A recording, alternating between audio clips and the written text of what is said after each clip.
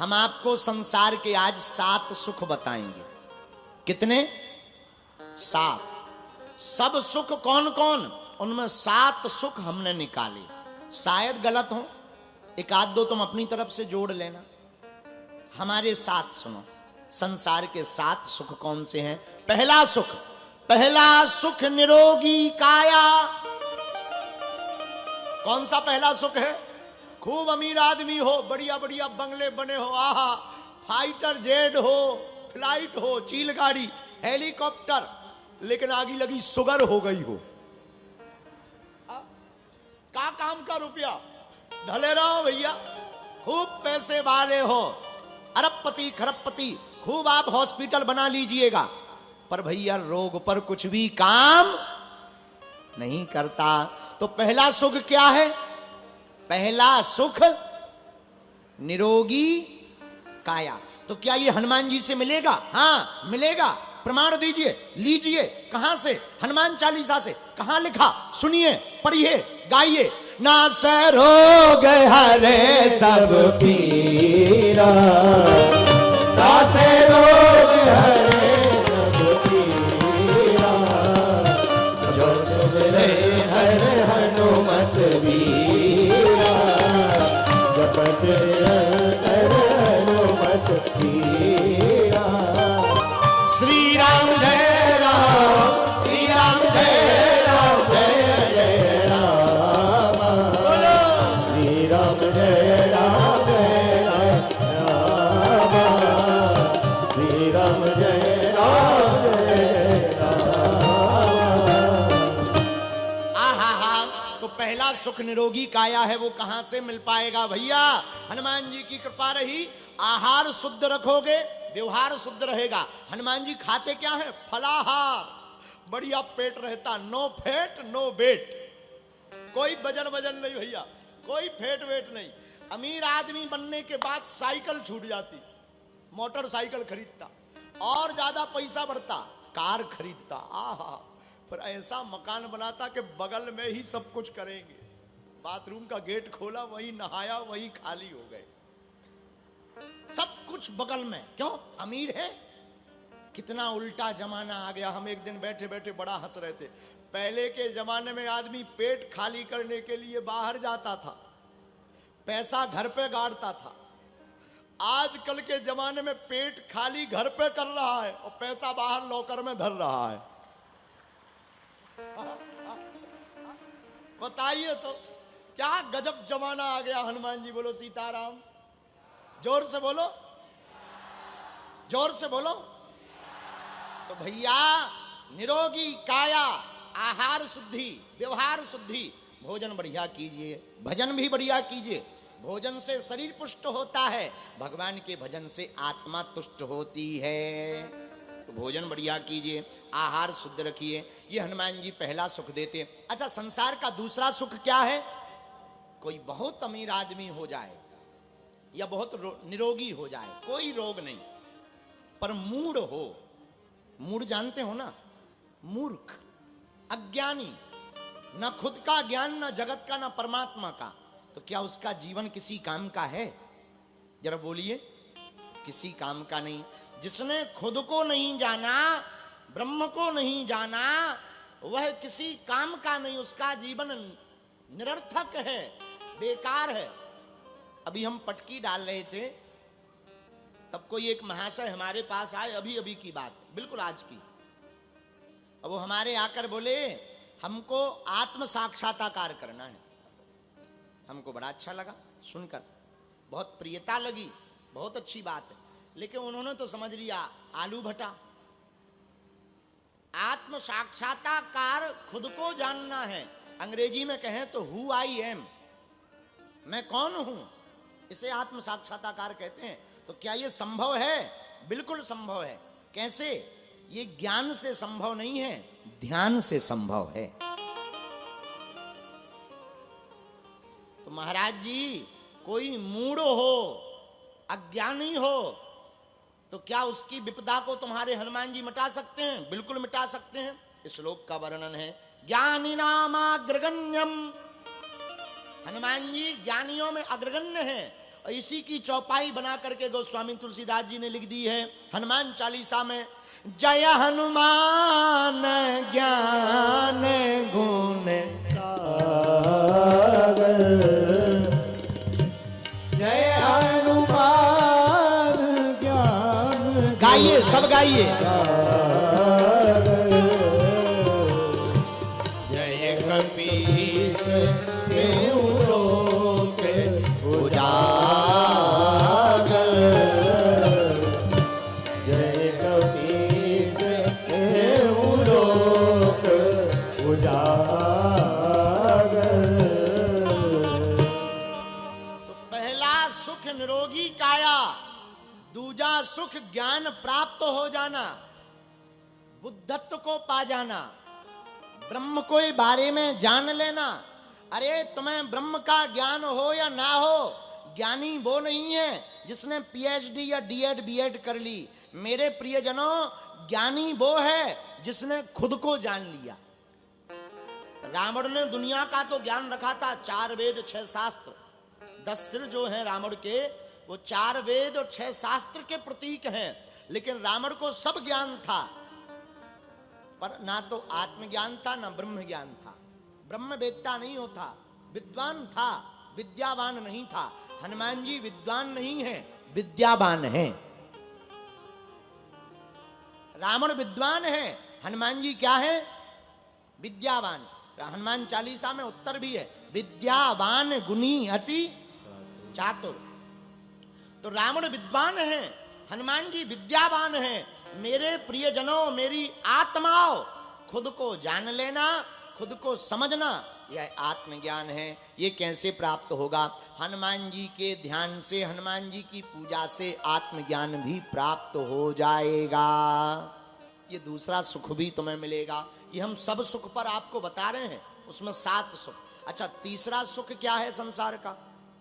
मान सम्मान पा लेना। क्या पा लेना? सब लोग मरे जा रहे हैं। बहुत अमीर लोग कुछ इसलिए कथा करवाते हैं कि दानी या धर्मात्मा है, इसलिए नहीं, हमारा नाम हो जाए कि हम बागेश्वर बाबा जी को बुलाए थे। अब आप लोग यजमान जी के ऊपर मत देखना कि इन्होंने भी यही किया है। आप लोग गलत मत ले जाना। हम एक बहुत तर्क वाली बात बता रहे हैं। यजमान जी, आप बुरा मत मानना कि तुम हमारी दक्षिणा बंद कर दो। आफत हो जाएगी भैया। राम राम राम राम राम, सीताराम कहो, सीताराम कहो, सीताराम कहो, पर सत्य बोले बिना हम रुक नहीं सकते। सुनिए, बहुत लोग इसलिए कथा नहीं करवाते कि वो कथा के जिज्ञासु होते हैं या पिपासु होते हैं या कथा के रसिक होते। बहुत लोग क्या, 98% लोग कथा वो करवाते हैं जिनको नाम कमाना होता है। लेकिन एक बात बोले भैया, कह दो, बोलो, अरे कहो तो, जिनके नाम में ही पीछे मान लगा हो, उसे क्यों सम्मान प्राप्त नहीं होगा? हनुमान जी के नाम के पीछे क्या लगा? मान। हनु, हनु। जिनके नाम के पीछे लगा मान, इनकी जो पूजा करेगा वो पा जाएगा सम्मान। तो यह तीसरा सुख भी, अब यजमान जी को सम्मान मिल जाए तो इसमें इनकी कोई महिमा नहीं है, हनुमान जी के नाम की महिमा है। और मिलना भी चाहिए। कोई ऐसा दिलेर हो तो जिसने नीम करोली वाले बाबा को भी मुरादाबाद में विराजमान करवा दिया हो। धन्य है इनका ट्रस्ट। चाहे वो अनिल कुमार जी हो, चाहे विनीत गुप्ता जी हो, चाहे शैलेंद्र गुप्ता जी भी हो, और चाहे प्रदीप गुप्ता जी भी हो। धन्य है ये लोग जिन्होंने मिलकर के एक ऐसा आयोजन यहां पर करवाया है। 18, 19 और 20 तारीख का इतिहास में लिखा जाएगा। मुरादाबाद भी भगवा नजर आएगा। बोलो जय सिया राम।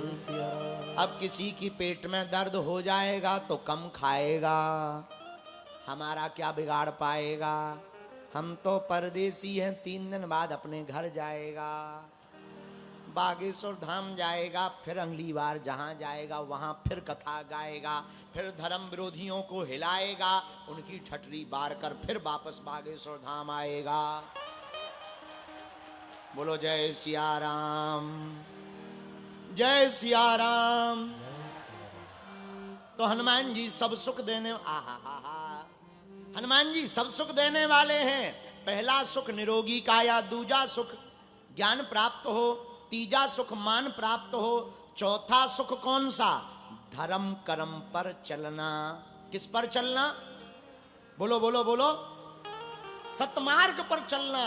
ये तो हनुमान जी से ही सीख सकते। ये काम भी हनुमान जी का है। ये हनुमान जी की शरण में जाने से स्वभावता आदमी सावधान हो जाता। दुनिया में और किसी देवता को लोग डरे या ना डरे, पर हनुमान जी को जरूर डरते हैं। भैया बजरंग बड़ी बड़े खतरनाक हैं। क्यों? क्योंकि इनकी मुक्का, इनकी पूंछ की कथा सबने सुन रखी है कि लंका में क्या पूंछ का चमत्कार दिखलाया, रावण का भी दिमाग हिलकर बाहर आ गया था। ऐसे खतरनाक श्री हनुमान जी महाराज हैं।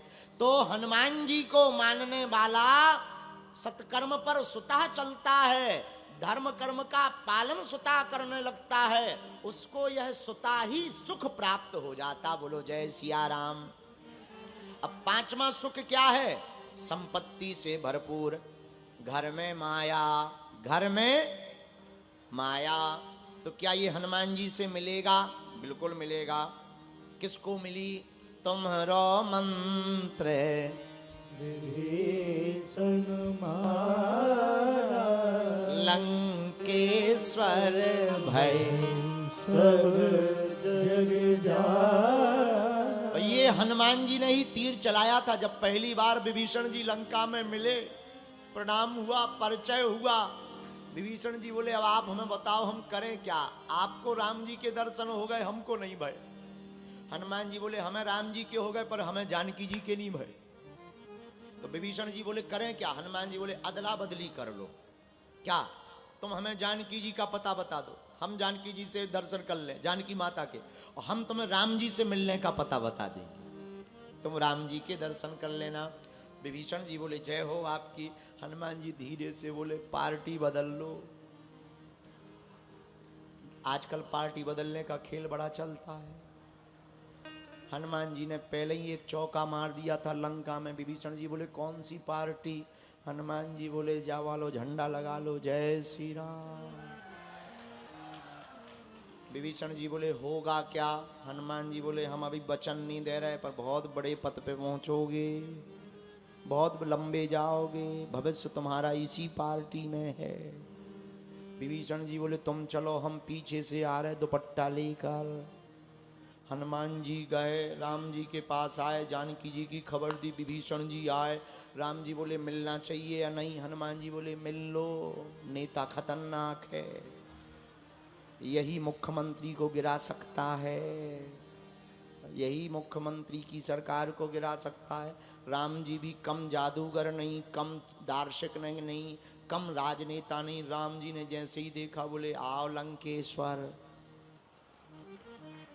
आओ लंकेश्वर। विभीषण पीछे देखने लगा कि कहीं हमारा भाई तो नहीं आ गया है, पीछे से कहीं हमारा भाई तो नहीं आ, क्योंकि लंकेश्वर तो भाई है, हम तो हैं ही नहीं। विभीषण ने पीछे देखा, राम जी से बोला किसे बुला रहे? राम जी बोले तुम्हें बुला रहे। विभीषण बोले हम तो पार्षद नहीं बन पाए, आप सीधा लंकेश्वर बुला रहे। राम जी बोले तुम कह रहे पार्ष, हम देख रहे तुम्हें कि तुम लंकेश्वर बन रहे। अब विभीषण जी मन ही मन बोले भाड़ में जाओ, अब भैया कलई तप जाए ताकि हम लंका के। तो जो बची खुची कसर थी सपोर्ट देने की, वो राम जी ने ऐसी राजनीति का पंच फेंका, बोले तुम लंकेश्वर। मन में लड्डू फूटा। विभीषण ने सोचा भाई कैसे तपेगा, जल्दी मर जाए ताकि ये लंकेश्वर का वचन पूरा हो जाए। तो जो पहले कम पिटवाना था बिल्कुल सत्यानाश करने का ठान लिया, क्योंकि लंका का राजा बनना है। और लंका के राजा विभीषण जी बन गए तो उनके पास में माल मटेरियल भी आ गया। और भैया पांचवा सुख पूरा हो गया। क्या? हनुमान जी से जुड़ने मात्र से छोटा। अच्छा देखो ऐसे समझो, कोई मुरादाबाद का पार्षद सीधा जाए किसी के पास हो, उसको कोई राष्ट्रीय अध्यक्ष सीधा कहने लगे आओ मंत्री जी, तब पार्षद का तो दिमाग खराब हो जाएगा। सीधा दिमाग, जैसे अभी ये मेयर आए थे यहाँ के, बैठे हैं। अब ये बैठे देखो क्या दांत खीसा निकाल रहे हैं। जरा कैमरा करो इन पे, ये देखो यहाँ के मेयर क्या खीसा निकाल। अच्छा जे जाएं दिल्ली और कोई पार्टी का अध्यक्ष कहे आइए मंत्री जी, इनको तो दिमाग ऊपर लेवल पे, राष्ट्रीय अध्यक्ष मंत्री बुला रहा हो मतलब हम मंत्री बन रहे। फिर तो इन्हें चाहे गृहस्थी बेचने पड़े झंडा वही लगेगा। ऐसे ही विभीषण जी के साथ हुआ जैसा हमने अभी इनके साथ किया। फिर क्या, विभीषण जी ने रावण के अत्याचार को खत्म करवा दिया। और जो हनुमान जी से जुड़ने का 5वां सुख है सब सुख में, कौन सा? धन संपत्ति पा जाना, मान सम्मान पा जाना, वह विभीषण ने पा लिया हनुमान जी से जुड़ने मात्र से। मेरे पागलो तुम भी सुन लो, नेताजी तुम भी सुन लो, तुमको भी अगर कुछ और बनना है तो पकड़ लो। सब सुख लाए हैं तुम्हारी शरणा, सब सुख लाए तुम्हारी शरणा। मानो हाथ उठा करके, तुम्हें रक्षक काहू को डरना, तुम रक्षक काहू को डरना। श्री राम जय राम, श्री राम जय राम, जय जय राम, श्री राम जय राम, जय जय राम, श्री राम जय राम, जय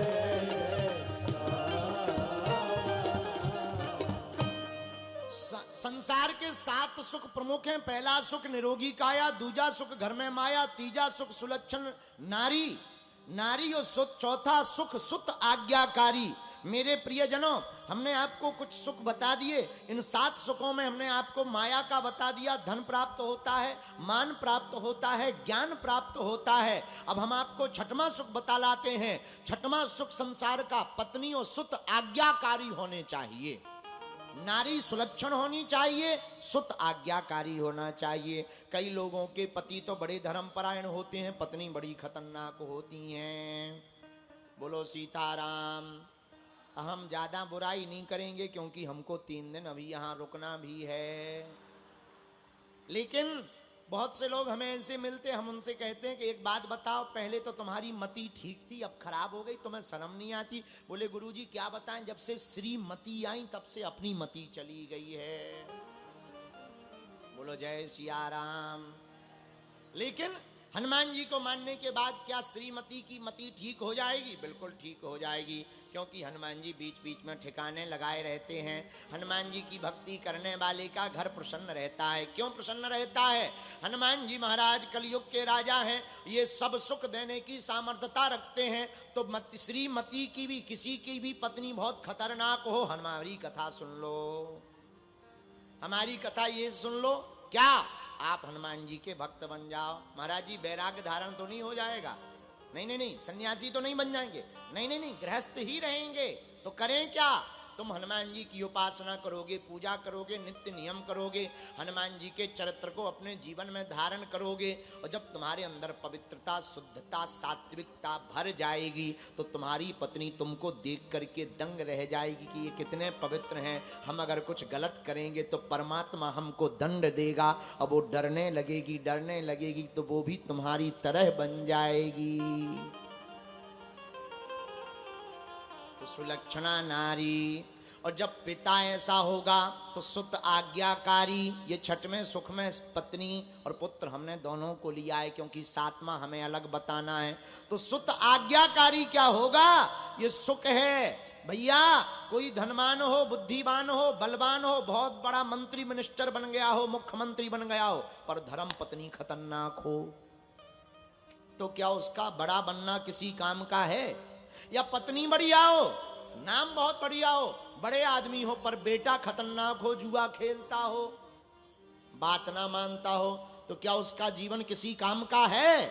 जीते जी नरक बन जाएगा। महाराज हम अपने बच्चे की मति को, बुद्धि को कैसे सुधारें? एक ही उपाय है, हनुमान जी की शरण पकड़ो। सब सुख लहे तुम्हारी सरदा, सब सुख रहे तुम्हारी सरदा, तुम रक्षक काहू को डरना, रक्षक काहू को डरना, तुम रक्षक काहू को डरना, तुम रक्षक काहू को डरना। श्री राम जय जय राम, श्री राम जय जय राम, बोलो रघुपति राघव राजा राम, रघुपति राघव राजा राम, पतित पावन सीताराम। पतित पावन सीताराम। आहा, हनुमान जी की भक्ति से जो भी मंगलवार को हनुमान जी को जल चढ़ा करके, चोला चढ़ा करके हनुमान जी के चरणों तक अपने पुत्र को पिलाता है, उसकी बुद्धि सुबुद्धि हो जाती है, सुंदर मति हो जाती है, और बालक निश्चित रूप से संस्कार देने पर पिता का आज्ञाकारी बन जाता है। यह आपको छठवां सुख बता दिया। अब सातवां संसार का सुख क्या है? सुख के ऊपर के बाप का नाम है आनंद। सुख का बाप है महासुख, महासुख के बाप का नाम है आनंद, और आनंद के ऊपर है परमानंद। तो आनंद कहां मिलेगा? परमानंद के पास। परमानंद कहां मिलेंगे? परमानंद कौन है? परमानंद है राम जी। पर राम जी कहां मिलेंगे? राम जी तो सर्वत्र हैं, यत्र रामा तत्र रामा, सर्वत्र राम ही राम है। मिलेंगे कैसे? हनुमान जी के कारण। हनुमान जी के कारण क्यों मिलेंगे? राम दुआरे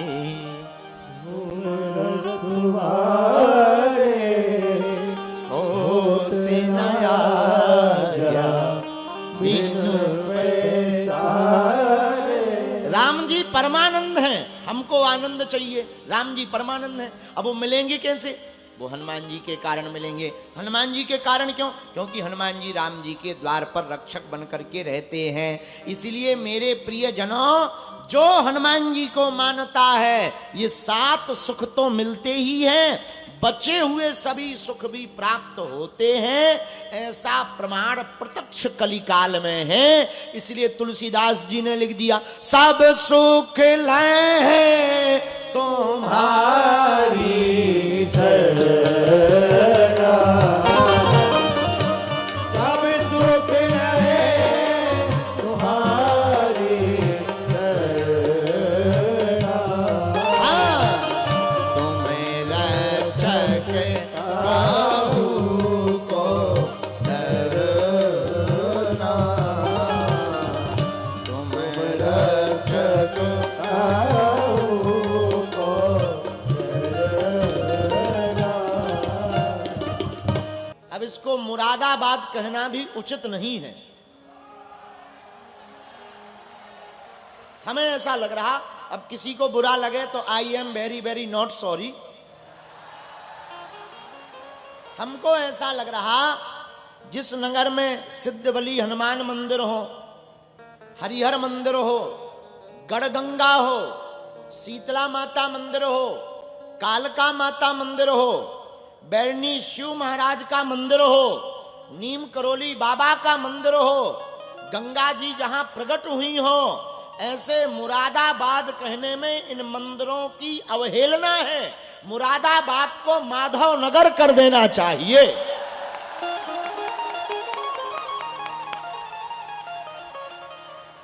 हाँ, अब भारत में इतने नाम बदल गए। फैजाबाद अयोध्या हो गया, इलाहाबाद प्रयागराज हो गया, मुरादाबाद माधव नगर कर दिया जाए। कौन सा बड़ी बात है कि उपद्रव हो जाना है? पर माधव नगर लेने से कई लोगों के पेट में अपच हो जाएगी। और कई लोग हमको कल ही न्यूज में दिखाएंगे, ये भाई साहब लोग जो खड़े हैं ना, दांत निकाल रहे खीसा, ये कल ही न्यूज में बाबा का विवादित बयान, मुरादाबाद का नाम बदलने की मांग, ये तुरंत कल न्यूज छापेंगे। बड़े महापुरुष हैं, लेकिन ये हमारा परिवार है, सच बताएं, इस भारत में लोकतंत्र है, इस भारत में चौथा स्तंभ मीडिया है, इसलिए आज भी गरीबों की आवाज और हमारे जैसे छोटे लोगों की आवाज बुलंद है, क्योंकि भारत का चौथा स्तंभ अभी जीवित है। तो पत्रकार महोदय हरो, अगर मुरादाबाद माधव नगर हो जाए तो कोई दिक्कत है? तुम यहां करवा देने, हमारी तो जरूरत ही नहीं पड़ने, तुम यहां बुलडोजर चलवा देने। लोगों को लगेगा कि ये उपद्रव करने ही आते हैं। अब हम क्या बताएं, हमें हनुमान जी ने भेजा ही सच बोलने के लिए है, हमारे मुंह में टेप नहीं है। तो हमारा भाग्य है, सौभाग्य है कि हम मुरादाबाद उर्फ माधव नगर आए हैं। क्योंकि देखो भाई, हमें तो बड़ी अंदर से उद्विग्नता होती है ये नाम बोलने में। अब बुरा ना मानना, सबकी अपनी अपनी भावना होती है।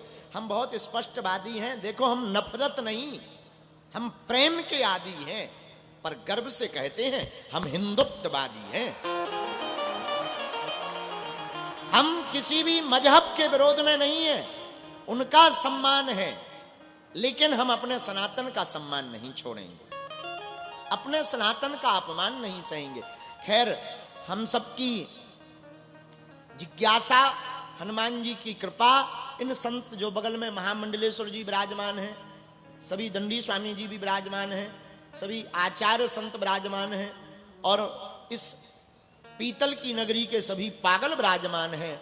आप लोगों की भक्ति, हनुमान जी की कृपा और हमारे श्री सन्यासी बाबा की दया से 3 दिन तक हनुमान कथा कहने का हमें जो सौभाग्य मिला है, ये नीम करोली वाले बाबा की छत्र छाया, शीतला माता की कृपा है। जैसी हमसे टूटी फूटी बनेगी, हम आपको जीवन जीने की कला सिखाने के लिए, हनुमान जी के चरित्र को आपके चित्त में प्रवेश कराने के लिए 3 दिन तक प्रयत्न करेंगे।